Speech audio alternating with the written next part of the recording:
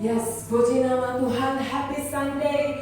Selamat hari Minggu. Kita berjumpa kembali di rumah Tuhan, di tempat ini bersama saudara-saudara seiman dan juga jemaat yang ada di rumah. Kita boleh ucapkan rasa syukur kita dengan kasih tepuk tangan yang luar biasa buat Tuhan kita.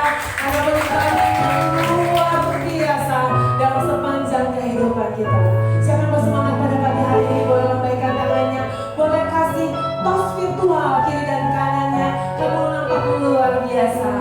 Kamu luar biasa. Puji nama Tuhan.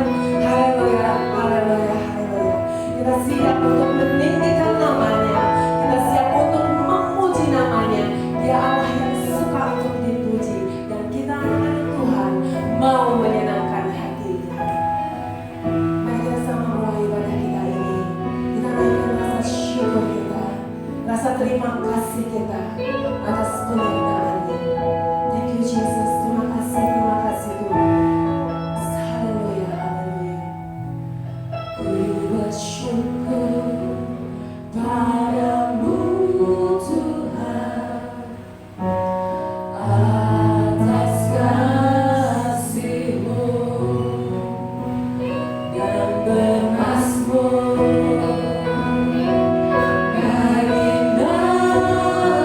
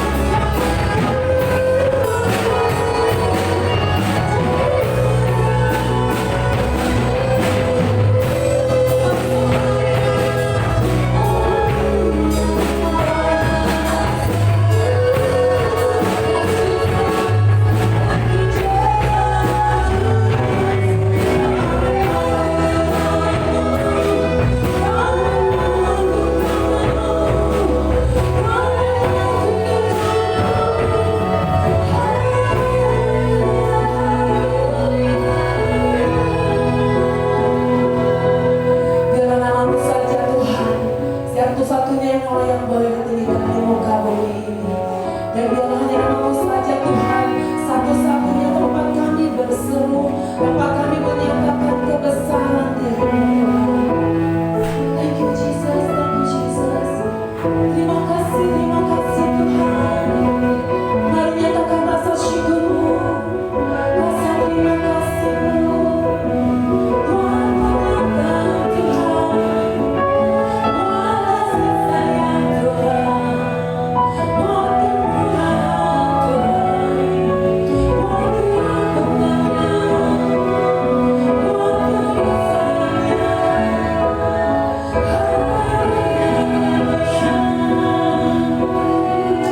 karena Dia Allah satu-satunya yang tidak akan pernah meninggalkan kita, Tuhan tidak pernah sedetik pun meninggalkan kita. Dia Allah satu-satunya yang selalu ada bersama setiap kita. Dia Allah satu-satunya yang boleh menopang kita dengan full, tidak berkurang sedikit. Terima kasih Tuhan. Dia Allah setiap nafas hidup kami hanya meninggikan nama-Mu, mengagungkan nama-Mu, memuliakan nama-Mu. Tinggikan diri-Mu, mengatasi langit, kebesaran-Mu Tuhan, mengatasi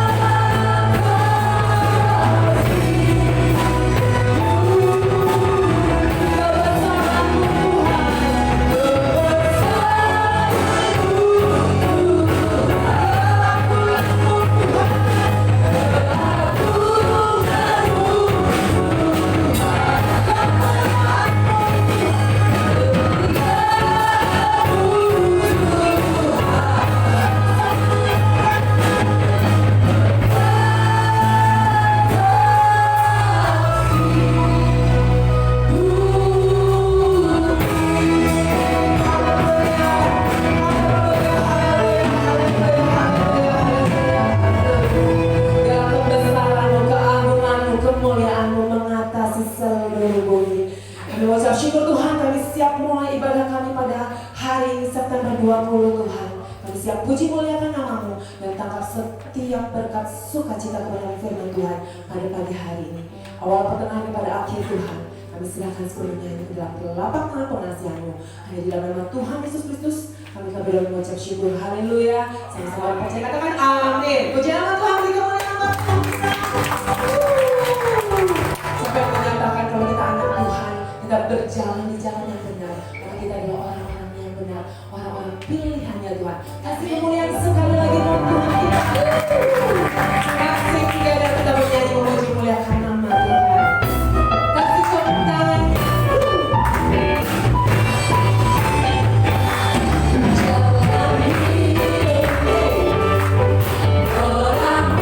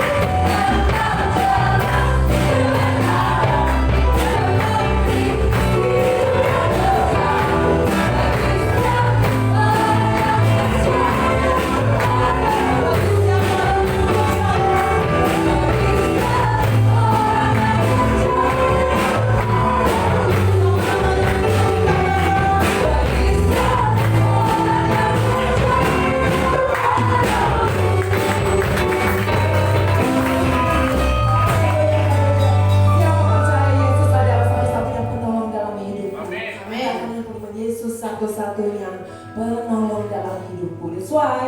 Kenapa saat kita mengalami kesukaran, berseru hanya kepada Yesus. Puji nama Tuhan. Jemaat kami persilakan untuk boleh duduk kembali. Kita mau siapkan hati kita untuk kebenaran firman Tuhan. Kita mau selalu bawa korban pujian, korban persembahan untuk boleh meninggikan nama Dia. Thank you Jesus. Yes Jesus. Terima kasih, terima kasih. Terima kasih Bapak Kami jatuh. Kami mau siapkan hati kami Tuhan. Yes, amin. Ku bawa kepadamu, oh Tuhan, persembahanku ini. Ku ingin Engkau menerima korban syukurku melalui pujian. Sama-sama katakan, takkan pernah ku bawa selain yang terbaik, yang harum dan sejati di hadapan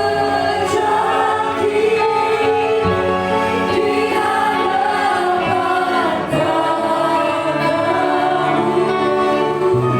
Yesusku, terimalah korban syukurku ini yang mengalir di hatiku sebagai persembahanku. Naikkan pujian kami semula. Ku bawa kepadamu, oh Tuhan, persembahanku ini. Ku ingin Engkau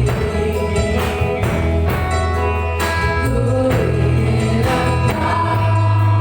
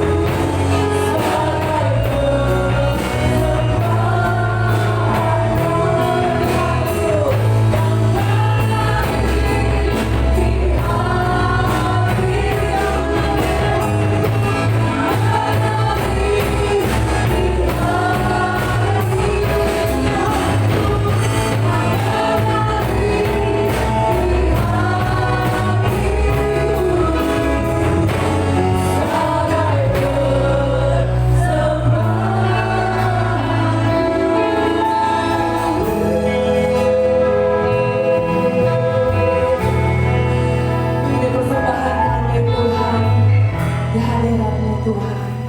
Terima kasih sungguh. Biarlah setiap persembahan, korban persembahan yang boleh kami naikkan, boleh berkenan di hadapan-Mu. Kami siap Tuhan untuk mendengarkan kebenaran firman Tuhan pada pagi hari ini Tuhan. Biar hamba-Mu yang akan berkata, berbicara Tuhan, Kau boleh urapi setiap mulut bibir lidah hamba-Mu Tuhan, untuk boleh memperkatakan kebenaran yang daripada-Mu, dan setiap hati kami boleh terbuka dengan sungguh untuk menyambut kebenaran firman Tuhan, sehingga itu boleh tertanam, bertumbuh, berbuah-buah banyak dalam kehidupan kami. Terima kasih Tuhan Yesus, terima kasih.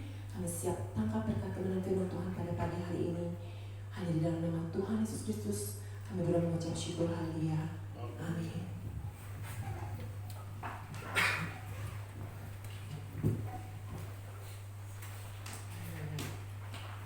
Shalom semuanya. Shalom Tuhan.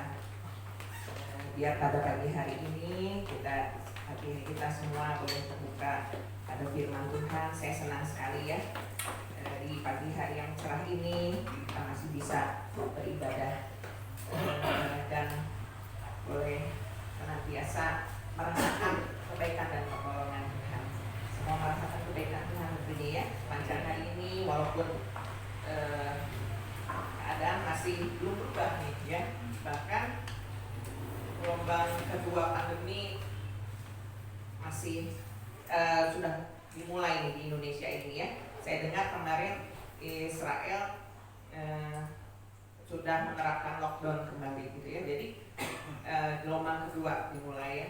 Nah, tentunya sambil kita berharap, pasti doa kita kan ya tiap minggu itu kalau doa puasa kita doain gini, Tuhan biar segera antivirusnya ketemu gitu ya. Tetapi sambil berharap seperti itu kan kehidupan harus terus berjalan ya. Dan kita lihat bahwa angka pertambahan yang kena COVID ini juga makin bertambah gitu. Tetapi orang-orang jadi mulai terbiasa ya. Kemarin juga saya cuma dengar sekilas saja di berita, saya lupa di YouTube atau di berita ya. Kan pemakaman khusus COVID itu udah penuh gitu ya. Memang masih tersisa, tapi bertahan sampai berapa lama gitu ya. Terus ada yang komentar udah kayak masih aja gitu. Jadi tapi itu menjadi satu hal lama-lama pemandangan yang biasa gitu ya. Tiap hari ada yang meninggal gitu ya. Kita harus terus lebih kencang lagi doanya sama Tuhan ya. Bahkan sekarang klaster-klaster baru bermunculan. Yang disebutnya klaster perkantoran lah, klaster dari keluarga katanya gitu ya.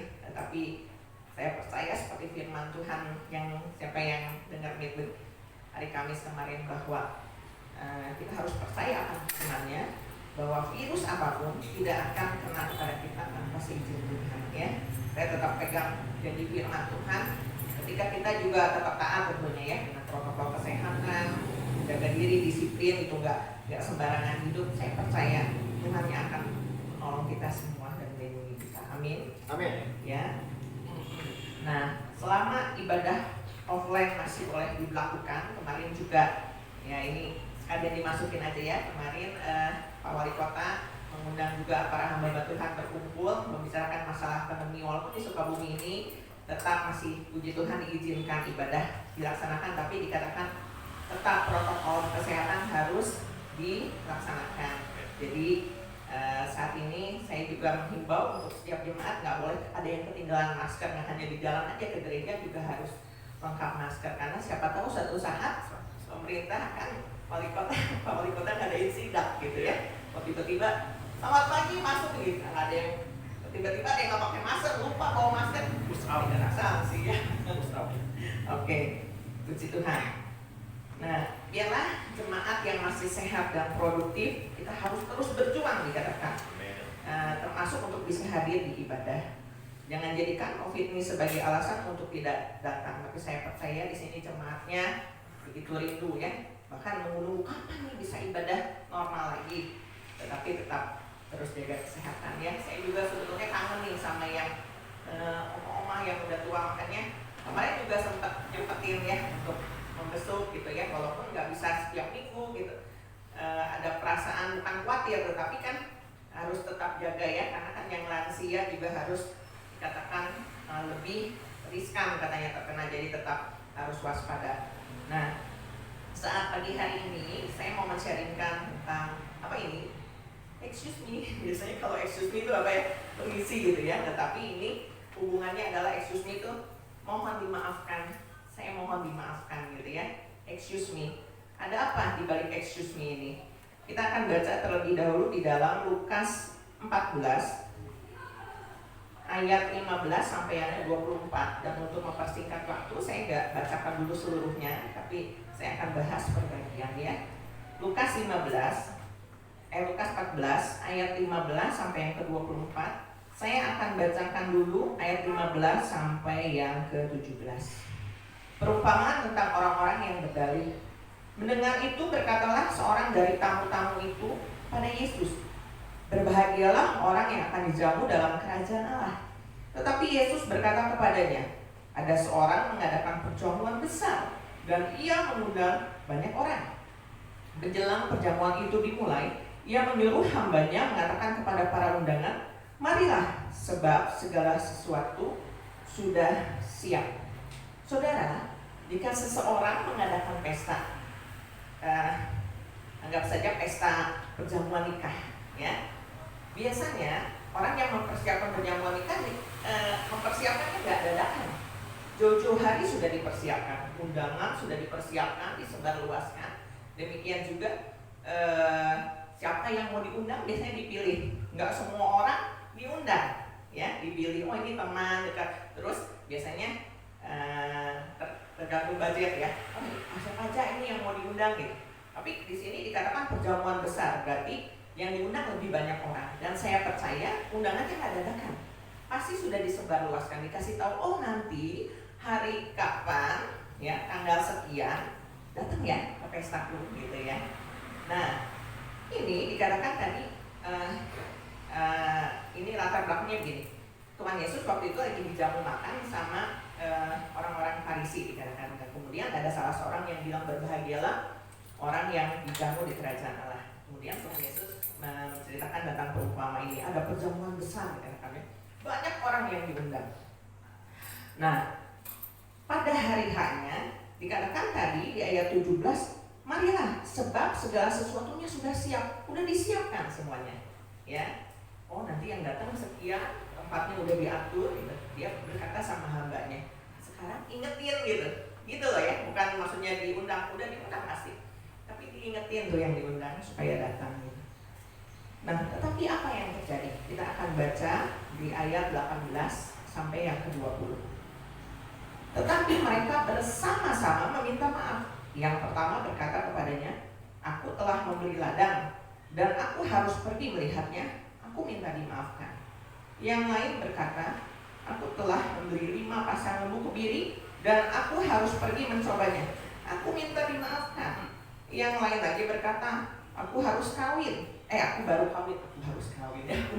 Aku baru kawin dan karena itu aku tidak dapat datang."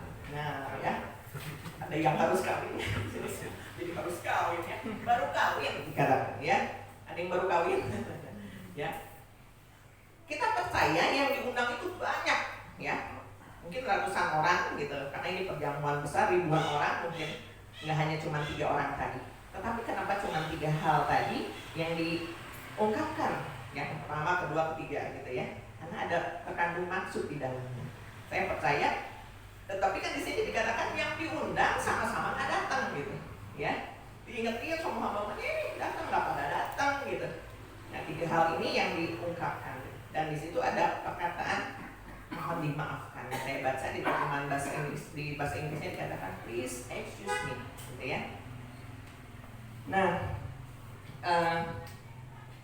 tadi dikatakan yang pertama, maafkan, saya sudah beli ladang. Kalau orang sudah membeli ladang, dia pasti sudah seret dong, udah survei dulu, nggak hanya beli dadakan. Berarti ladang ini sudah jadi miliknya, ya. Jadi kalau kita lihat alasan yang pertama ini juga agak tidak masuk akal.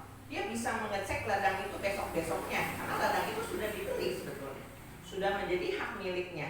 Ngapain dilihat gitu? Kan ya udah survei, itu udah jadi miliknya. Hal yang pertama, maksud Tuhan di sini ladang adalah kadang-kadang kita mengabaikan undangan dari Tuhan ini karena harta, saudara. Ladang ini menggambarkan tentang harta kita, gitu ya, milik kita, sehingga akhirnya digeser undangan dari Tuhan. Kemudian yang kedua dikatakan, saya baru beli lembu kebiri 5 ekor, saya mau mencobanya. Sudah dibeli toh, gitu. Pasti udah dipilih lembunya, bisa dicoba besok-besok sebetulnya. Tetapi dia menolak undangan yang sudah disebarkan dari jauh-jauh hari. dan tidak datang mohon dimaafkan. Ini menggambarkan tentang pekerjaan. Kadang pekerjaan membuat kita mengabaikan undangan dari Tuhan, ya, lebih mengutamakan pekerjaan. Yang ketiga dikatakan aku baru kawin, dikatakan. Di sini nggak bilang mohon dimaafkan, maksudnya udah tahu sendirilah aku baru kawin, ngerti aja lah gitu ya, saya nggak bisa datang karena saya baru aja kawin gitu ya. Kadang-kadang di sini perkawinan ini menggambarkan tentang keluarga. Kadang keluarga membuat kita juga lupa untuk bisa memenuhi undangan dari Tuhan. Ya, 3 hal ini. Makanya cuma 3 ini yang diungkapkan. Banyak loh yang nggak pada datang gitu ya. Tapi ini menggambarkan 3 hal ini. Mungkin kita telah berjanji sebagai anak-anak Tuhan. Kadang kita rindu, aku pengen banget nih dekat sama Tuhan. Kita janji sama Tuhan bahwa aku nih mengasihi Tuhan. Aku pengen mengasihi Tuhan dengan segenap hati, jiwa, dan akal budi. Tetapi ketika perhatian dan kepentingan terhadap kehidupan dunia ini menuntut perhatian yang lebih, kita akan menempatkan tuntutan-tuntutan tersebut dalam urutan pertama. Lalu kita sampaikan maaf kita kepada Tuhan, gitu ya. Itu ya saudara ya, kadang-kadang aduh ini lagi urgent nih Tuhan gitu. Jadi menempatkan tuntutan-tuntutan tersebut dalam urutan pertama, dan kita tinggal bilang excuse me Lord, excuse me God, gitu ya. Tanpa sadar kita lebih menghargai kesenangan kita sendiri, tanda kutip kesenangannya ya, kesenangan kita sendiri, dan berharap Allah memberi kita kesempatan kedua. Kenapa posisi itu tidak dibalik, saudara? Melihat ladang, mencoba lembu, dan dikatakan alasan baru kawin seharusnya tidak membuat kita mengabaikan undangan Allah. Ini adalah undangan, bukan hanya undangan jasmani, dikatakan ini adalah perjamuan kerajaan surga yang dikatakan itu adalah akhir dari perjalanan kita, keselamatan kita. Diujinya mulai dari saat ini, saudara. Seperti kita harus ibadah, kita harus berdoa, kita harus membaca firman dan lain-lain yang berhubungan dengan hal-hal rohani. Kadang kita abai gitu ya. Ini juga peringatan buat saya. Saya menyampaikan ini tidak untuk memojokkan seseorang ataupun siapapun. Tetapi ketika saya dapat firman Tuhan ini, saya juga langsung enggak gitu ya, melihat. Jadi selama ini ketika saya dapat firman, wah gimana nih ininya sama diri saya gitu ya, timbal baliknya sama diri saya, apakah saya sudah melakukan atau belum gitu ya. Nah jadi ketika saya pernah beberapa kali menyampaikan firman Tuhan ini, saya lupa apakah di ibadah Kamis atau di rumah kita gitu ya, tentang berdalih gitu. Tetapi saat ini saya mendapatkan sesuatu yang baru juga. Kadang kita bukannya sengaja mau melalaikan, enggak, tetapi dikatakan tuntutan kehidupan kadang menempatkan posisi yang tadi ya, tuntutan tersebut pada posisi pertama tanpa disadari, saudara gitu. Tetapi dikatakan kita harus berusaha menghargai undangan dari Tuhan. Nanti kita lihat ya apa yang terjadi dengan tuan rumah, dikatakan ya. Nah, jika kita menolak undangan tersebut, dikatakan Allah akan mengalihkan undangan itu pada orang lain lebih besar, yang rugi adalah kita, gitu ya. Jika kita menolak undangan Allah, Allah akan mengalihkan undangan itu pada orang lain. Saya catat di sini ada catatan kecil not. Undangan dari Tuhan harus dihargai sama seperti sebuah perintah. Ya. Kalau undangan kan, kalau kita diundang kawin bisa aja ya, kalau misalnya kita lagi ada halangan, maaf nih saya nggak bisa hadir, mungkin no problem gitu ya. Tetapi dikatakan undangan Tuhan ini harus dihargai sama seperti sebuah perintah gitu ya.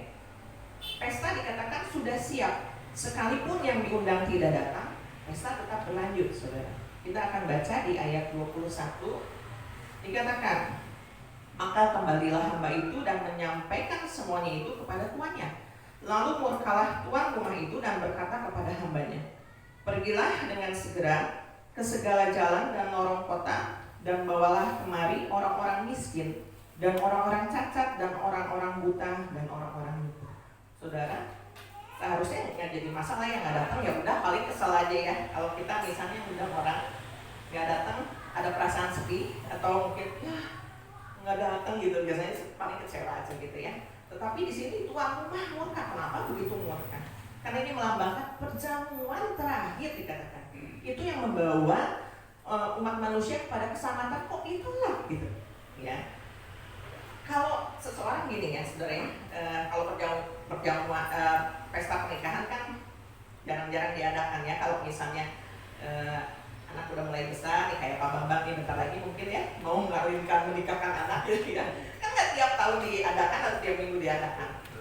Tetapi anggaplah gini, kalau ada seseorang misalnya sering ngadain pesta, siapa yang di sini yang suka ngadain perjamuan syukur, makan yuk seminggu sekali gitu, ya. Biasanya ada satu komunitas gitu ya, pernah ya, saudara misalnya diundang makan gitu, diundang nih, misalnya saya diundang makan, ya datang yuk gitu. Iya, saya nggak bisa datang gitu sekali, karena apa? Pasti ada alasannya, apa sih kenapa nggak bisa datang gitu. Lalu minggu depan diundang lagi, yaudah datang gitu. Aduh, saya enak badan nih, maafin ya, 2 kali, 3 kali, 4 kali, lama-lama tuan rumahnya bosan ya undang saya. Bosan gitu, lama-lama nggak diundang. Akhirnya saya bertanya-tanya, saya nggak diundang ya, di pastor nggak datang gitu ya. Nah itu kan secara nyatanya, tapi ini cuma sekali nih, langsung tuan rumahnya murka dikatakan. Udah nyuruh hambanya, panggil semua orang cacat, miskin, buta semua gitu.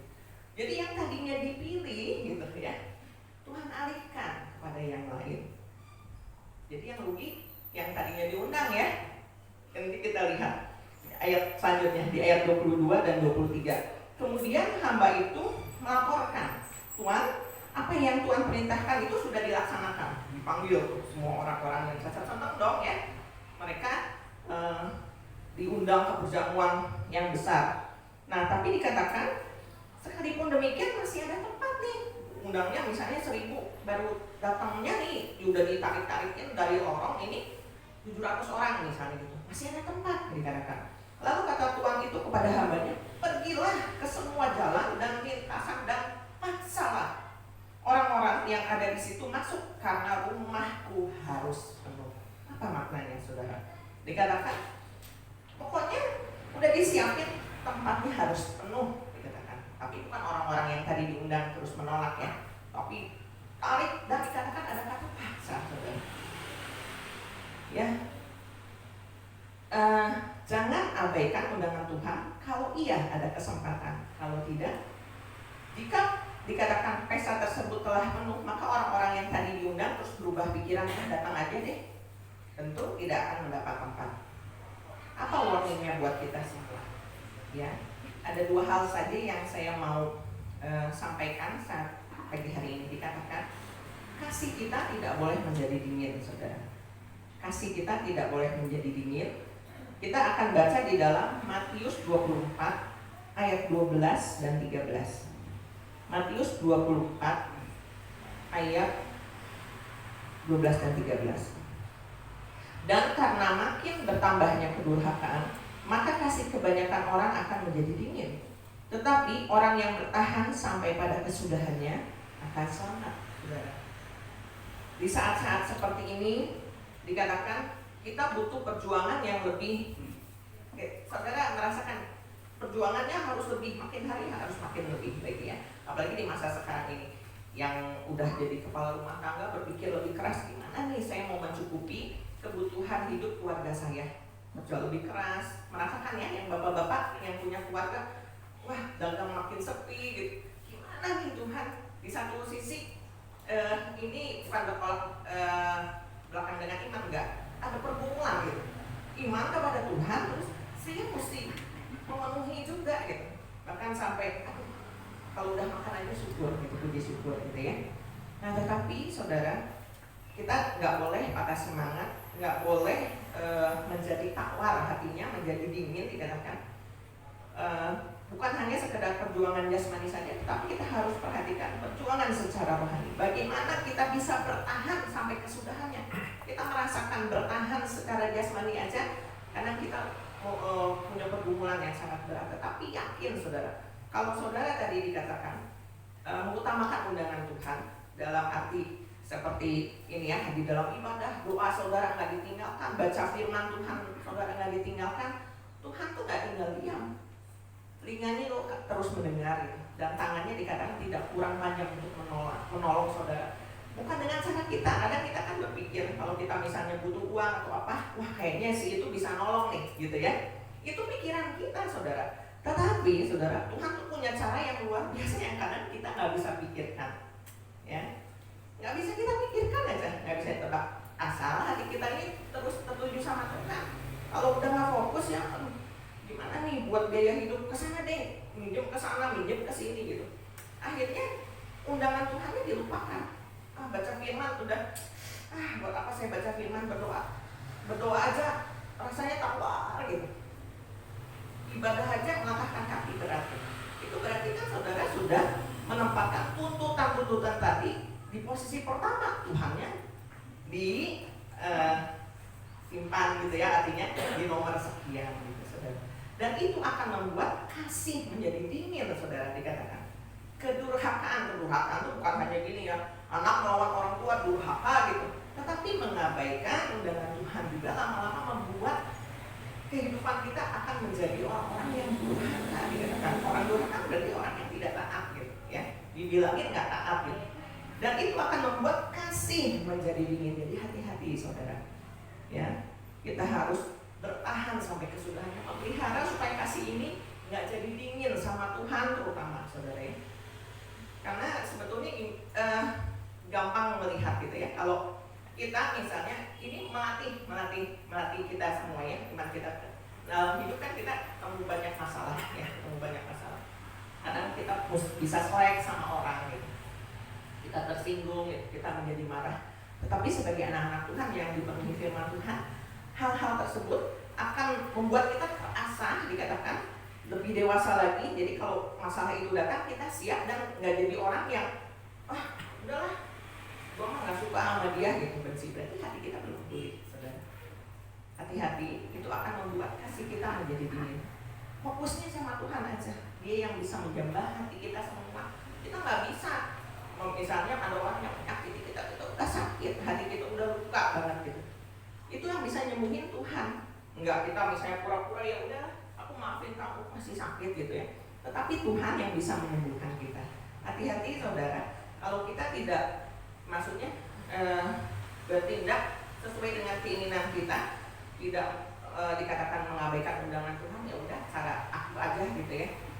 Tapi kadang-kadang kan suka ada yang nggak peka gitu, oh ini dari Tuhan gitu. Saudara hati-hati, indikasinya tadi ya saudara ya, saudara harus terus fokus sama firman Tuhan, berdoa. Apakah saudara dalam jalan hidupnya seperti itu, terus berusaha untuk berjuang, untuk beribadah gitu, sehingga saudara benar-benar apa yang saudara putuskan, apa yang saudara lakukan itu berasal semuanya dari Tuhan, sehingga kasih kita dikatakan akan tetap terjaga, tidak menjadi dingin, tidak menjadi tawar ya.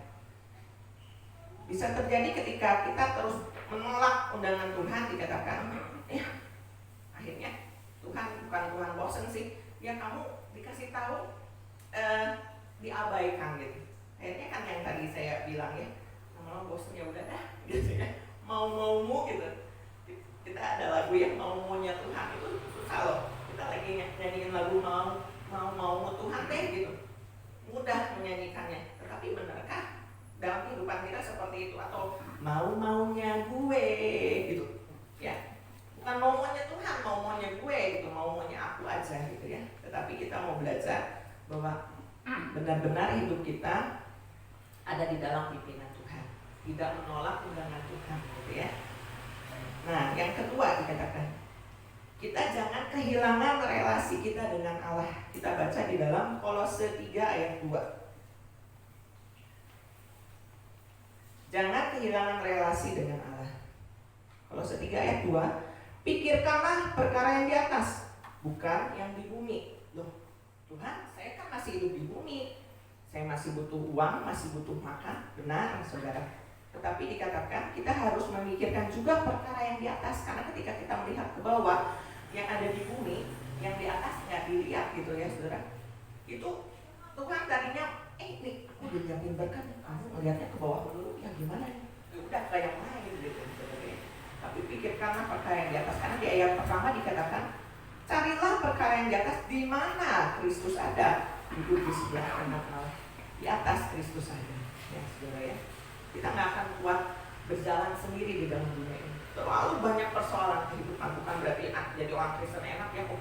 Kalau percaya sama Tuhan Yesus enak loh, minta apa-apa dikasih gitu. Nggak seperti itu juga saudara ya. Saudara, hubungannya sama Tuhan harus dekat. Seberapa dekat saudara ya. Jangan pikirkan perkara yang di atas saja, di bawah saja, tetapi perkara yang di atas di mana Kristus ada. Jangan sampai kesibukan pekerjaan atau bisnis menghalangi relasi kita dengan Allah. Kesibukan rumah tangga bukan berarti menyita waktu untuk datang padanya. Bahkan kesusahan hidup bukan alasan untuk kita menyalahkan diri sendiri, bahkan Tuhan. Lalu menolak Tuhan. Ya, karena kesulitan hidup membuat kita secara tidak sadar menolak undangan Tuhan. Aku ini udah susah, aku ini hidupnya udah begitu terus saja gitu. Padahal kalau saudara membaca firman, terus katakan firman, itu akan terjadi dalam kehidupan saudara. Amin. Ibrani 11 ayat 16 dikatakan. Ibrani 11 ayat 16. Tetapi sekarang mereka merindukan tanah air yang lebih baik, yaitu satu tanah air surgawi. Sebab itu Allah tidak malu disebut Allah mereka, karena Ia telah mempersiapkan sebuah kota bagi mereka. Nah, ini perjalanan akhir kita saudara. Tentu saudara tidak hanya pengen sukses di dalam bumi ini ya, perjalanan saudara, tetapi satu saat nanti ketika saudara menghadapi tahta pengadilan Tuhan, harapan saudara kan pengen masuk ke dalam kerajaan surga. Nggak hanya di depan dulu Tuhan, harap-harap cemas kalau belum masuk surga. HHC ya, juga nggak tercatat nggak di buku kehidupan pas dibuka. Oh, lihat ya, nggak ada nama kita. Waduh, itu mungkin itu kan roh kita yang udah ke atas ya. Mau kita nangis juga nggak akan bisa dibalik gitu ya keadaan yang gitu, karena sudah terlambat.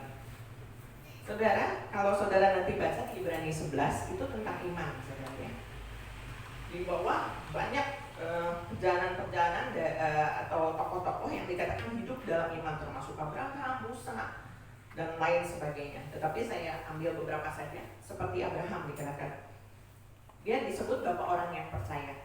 Waktu dia dipanggil keluar dari tanah kelahirannya, dari Usir kalau saya keluar, dikatakan Abraham percaya saja dan taat. Dia bawa keluarganya, kata keluarganya yang ada, dikatakan kau akan diberkati, keturunanmu akan seperti bintang di langit dan pasir di laut. Dia jalan aja gitu.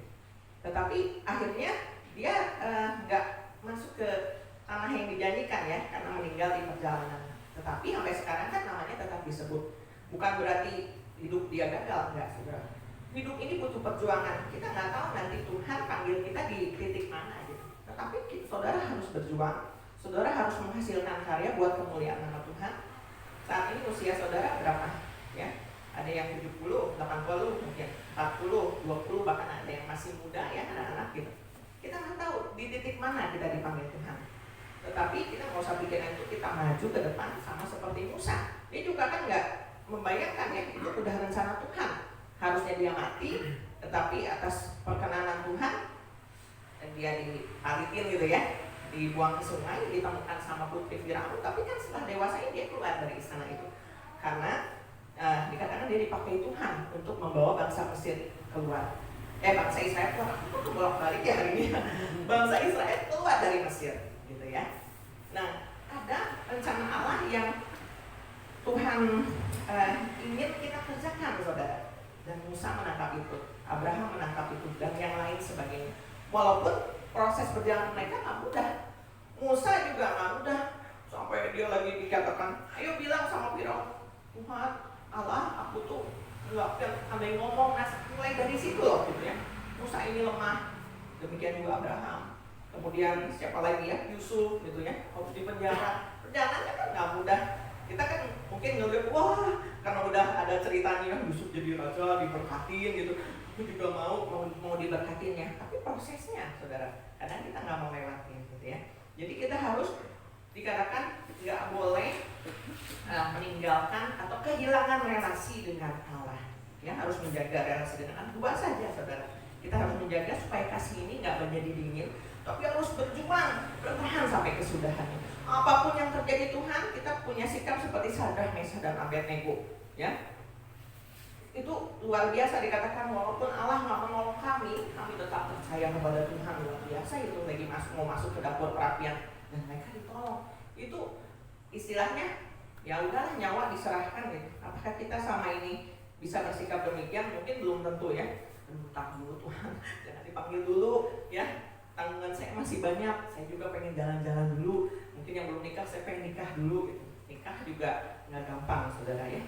Itu sekolah seumur hidup tuh waktu saudara nikah. Gimana yang pengalaman nikah nih baru?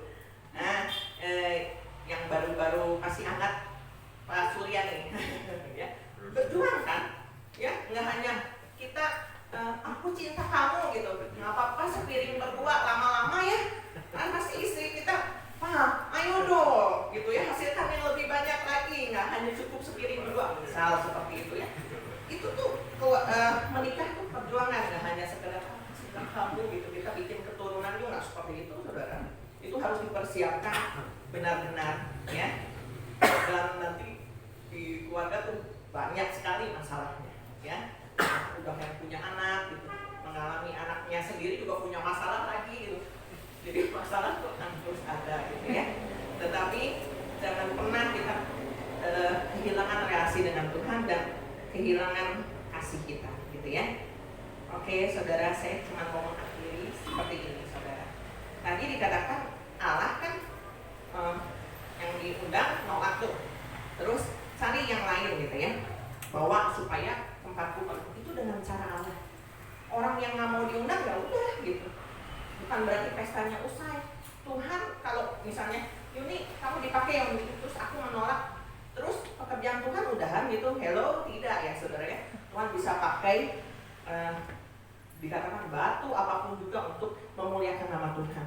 Salah duanya begini, saya udah sempat share di grup ya tentang kesaksian dua orang yang berbeda. Tidak ingat atau ada yang nonton? Yang pertama ada kesaksian Ibu Yuli. Waktu dia dikatakan libur, dikatakan dia waktu itu belum percaya sama Tuhan, ya belum menjadi Kristen, dikatakan rohnya keluar dari tubuhnya, ya keluar dari tubuhnya, sampai singkat cerita akhirnya dia kembali rohnya dan dia percaya sama Tuhan. Enggak diinginin orang loh, Tuhan datang sendiri mengundang dia. Dan dia percaya Tuhan, waktu dia kesaksiannya sampai nangis, itu karena dia bersyukur. Coba kalau dia mati terus di dalam keadaan tidak kenal Tuhan Yesus, nggak selamat saudara. Yang kedua adalah kesaksian saudari Irma Oktarina yang dikatakan dia juga bukan percaya sama Tuhan Yesus, dikatakan dia juga fanatik, dikatakan, tetapi ketika Tuhan datang sendiri menjamah dia, berbicara sama dia, nah dia yang nggak diingetin gitu saudara ya. Mungkin ada orang yang dipakai tetapi dia menolak gitu, tetapi dia pada dasarnya dipilih Tuhan dan akhirnya dia disembuhkan dari kanker stadium 4-nya gitu ya. Ya proses begitu ya. Yang penting dia nggak peduli sama penyakitnya lagi, tapi dia sudah kenal sama Juru Selamat. Itu cara Tuhan saudara. Saya mau bicara dengan cara Tuhan ya. Jadi saudara jangan sampai kita kelewatan kalau udah diundang sama Tuhan. Hargai undangan itu, tadi dikatakan sama seperti sebuah perintah, berusaha aja untuk kita memenuhi undangan tersebut ya. Selanjutnya biar Allah sendiri yang akan terus bekerja dalam kehidupan kita, bukan dengan cara kita. Apa yang kita lakukan tiap-tiap hari itu bukan dengan cara kita. Saya juga terus belajar ketika ego udah mulai meningkat nih gitu ya, kembali lagi sama firman Tuhan ya. Saya juga tetap sebagai manusia biasa banyak kelemahannya, tetapi saya mau terus belajar dari firman Tuhan sehingga jangan sampai nih udah sekian lama ikut Tuhan, akhirnya pas di ujungnya aku kok nggak ada namanya gitu. Salahnya di mana gitu? Karena ada firman Tuhan yang mengatakan Tuhan aku sudah melayani Tuhan gitu ya, intinya seperti itu. Kok aku ditolak sih gitu. Jadi saudara perhatikan perjalanan hidup saudara saat ini. Biarlah kita tetap pelihara kasih kita kepada Tuhan, jangan menjadi tawat, jangan menjadi dingin, jangan lihat manusia saudara. Fokus sama Tuhan saja. Tetap pelihara relasi kepada Tuhan. Puji Tuhan. Firman Tuhan tidak saya panjangkan, saya undang klien Tuhan ikut ke depan. Kita akan nyanyikan sebuah pujian sebelum saya serahkan kepada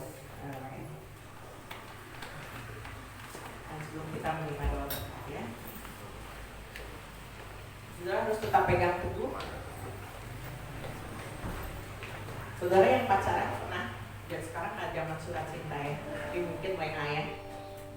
Kalau orang yang jatuh cinta tiap hari pasti kita, ya kalau sekarang kirim WA, lagi apa sayang, ya.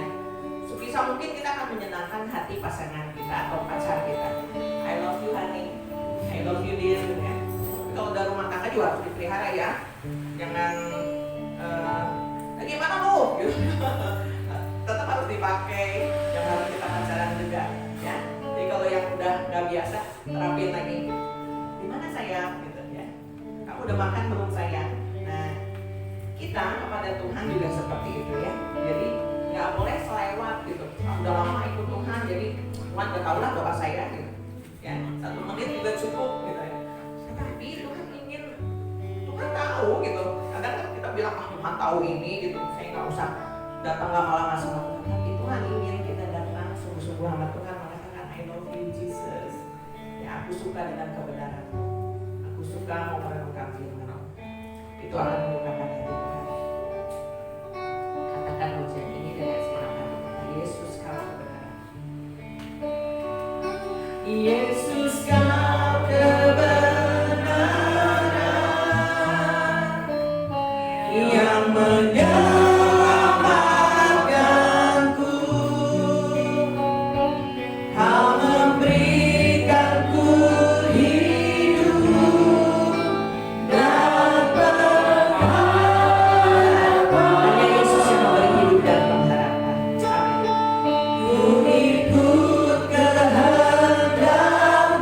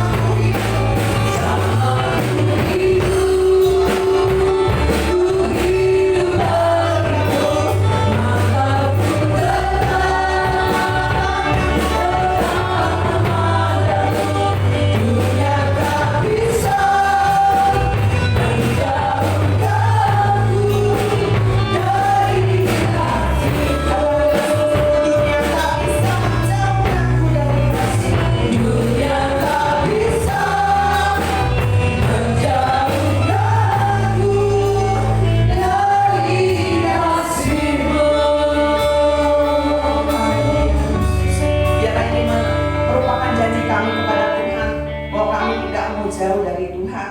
Kami mau membina hubungan yang baik terus dengan Tuhan. Dan biarlah kasih kami tetap terpelihara sehingga kami tetap mempunyai kasih yang menyala-nyala, kasih yang hangat tiap hari Tuhan Yesus kepada Tuhan, yang rindu akan kebenaran firman Tuhan, yang juga rindu ketika saat jam-jam ibadah, ketika kami harus berdoa bersaat teduh, itu merupakan kerinduan kami. Tuhan Yesus terus perbaiki kehidupan kami. Kami percaya Tuhan, ketika kami mengandalkan Tuhan sepenuhnya, kami percaya bahwa kehidupan kami di dalam dunia ini juga akan Tuhan jamin. Tuhan Yesus, biarlah kami tetap pegang dari firman Tuhan, memperkatakan firman Tuhan. Ketika kata-kata negatif, pikiran negatif akan keluar, Tuhan Yesus, semuanya itu kami tolak di dalam nama Yesus. Tapi biarlah firman Tuhan yang akan terus memenuhi kehidupan kami, sehingga itu akan diucapkan dan kami melakukan tindakan sesuai dengan firman-Mu agar hidup kami diberkati. Terima kasih Tuhan. Kami mau menyerahkan hidup jemaat-Mu di tempat ini dan seluruh yang mengikuti streaming pagi hari. Tuhan memberkati mereka semua, apa yang menjadi pergumulan mereka Tuhan akan jawab. Terima kasih di dalam nama Tuhan Yesus kami. Terima Tuhan, mari kita bangkit berdiri. Siapa yang terima berkat Tuhan. Biarlah kami boleh terus mengindahkan undangan daripada Tuhan dan juga persekutuan dengan Tuhan Yesus yang semakin hari semakin baik lagi menjelang kedatangan Tuhan yang dekat. Terima kasih Bapak buat firman Tuhan. Berkati hamba-hamba Tuhan yang sudah melayani pada pagi hari ini dengan berkat Tuhan yang melimpah dan urapan yang selalu baru buat mereka semua. Terima kasih Bapak. Saudaraku, mari kita angkat kedua tangan kita. Diberkatilah keluargamu, diberkatilah kesehatanmu, diberkatilah pekerjaan dan hasil kerjamu, dan diberkatilah orang yang mengandalkan Tuhan, yang menaruh harapannya kepada Tuhan. Sekarang saudaraku, pulanglah dengan membawa berkat yang besar dari Allah Bapa dan cinta kasih yang luar biasa dari Tuhan kita Yesus Kristus. Persekutuan dengan Roh Kudus yang begitu indah akan menyertai hidup kita mulai pagi hari ini sampai Maranatha Dia datang kali yang kedua. Di dalam nama Yesus kami sudah terima berkat Tuhan. Haleluya. Amin.